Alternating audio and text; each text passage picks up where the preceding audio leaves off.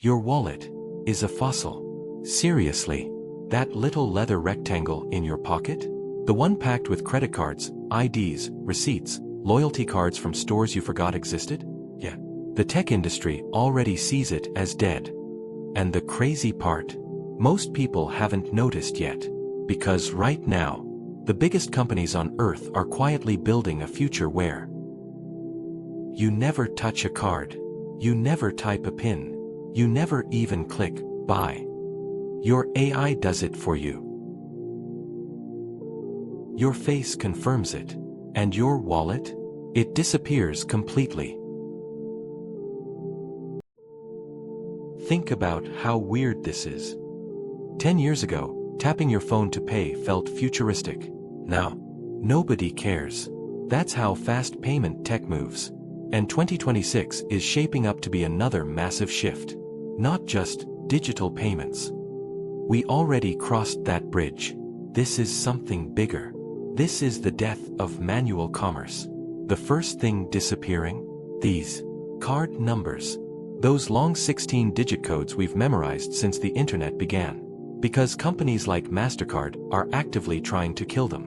Mastercard's roadmap toward 2030 is basically saying, why are humans still manually entering payment details? And honestly, they kind of have a point. Typing card numbers is friction. Legacy system energy. Old internet behavior. The future stack is all about invisible payments. Instead of using a card number, you'll use tokenized identity systems. Biometric authentication. Encrypted device credentials. Basically, your payment method becomes you. Not your card. Not your wallet. You. And this isn't science fiction anymore. We already see early versions everywhere. Palm scanning at stadiums. FacePay systems in transit hubs across Asia. Hotels testing biometric check-ins.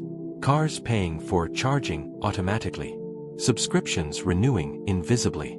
The transaction itself is disappearing. That's the point. Tech companies call this frictionless living. The less you think about paying, the more seamless your life feels. At least in theory. Because there's another side to this. And it gets weird fast. Now let's talk about the real game changer. Agentic commerce. This is where things stop feeling like new payment tech and start feeling like the early stages of a sci-fi economy. Here's the idea. Instead of you buying things online, your AI agent buys them for you. Not recommends. Not suggests. Actually buys. Think about assistants like Google Gemini, OpenAI-style agents, autonomous shopping systems, future open-pipe-style commerce layers. These systems are evolving from chatbots into decision-making agents. And companies are moving insanely fast on this. Imagine this. You say, hey, restock groceries for the week. Keep it under $120. Prioritize high-protein food. That's it. No scrolling. No checkout page. No coupon hunting. No comparing tabs like a maniac at 1 a.m. Your AI agent compares prices, negotiates discounts, checks delivery speed, handles payment, places the order. Automatically. Done. And honestly, a lot of people are going to love this. Because online shopping today is chaos. Too many tabs. Too much choice. Too much friction. Agentic commerce removes all of it. But there's a catch. Actually, multiple catches. Because now your AI needs spending authority, payment permissions, behavioral data, trust access. You're basically giving software the ability to act financially on your behalf. That changes everything. And once payments become invisible, you stop feeling the emotional pain of spending money. That's dangerous.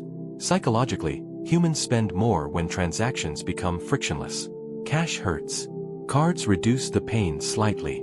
Tap to pay reduces it even more. Now imagine AI spending on your behalf automatically. The psychological barrier disappears completely. And companies know this.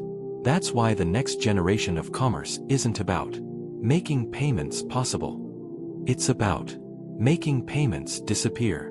So naturally, the next question becomes, how do you secure a world without cards?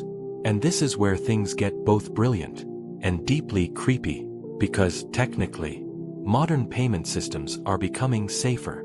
Tokenization is a huge reason why.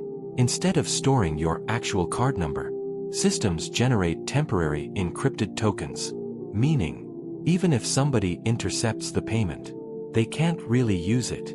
That's a massive upgrade compared to old-school credit card fraud.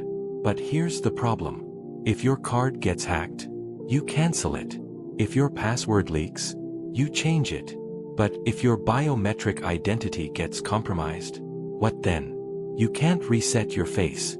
You can't update your fingerprints. You can't download a new palm. And this is why privacy experts are getting nervous. Because the future payment stack isn't just about money anymore. It's about identity. Your body becomes the authentication layer. That means your face, your voice, your eyes, your movement patterns become financial credentials, which sounds futuristic, until you imagine the data breaches, or surveillance, or governments demanding transaction-linked biometric systems, or corporations tracking not just what you buy, but how your body reacts while buying it.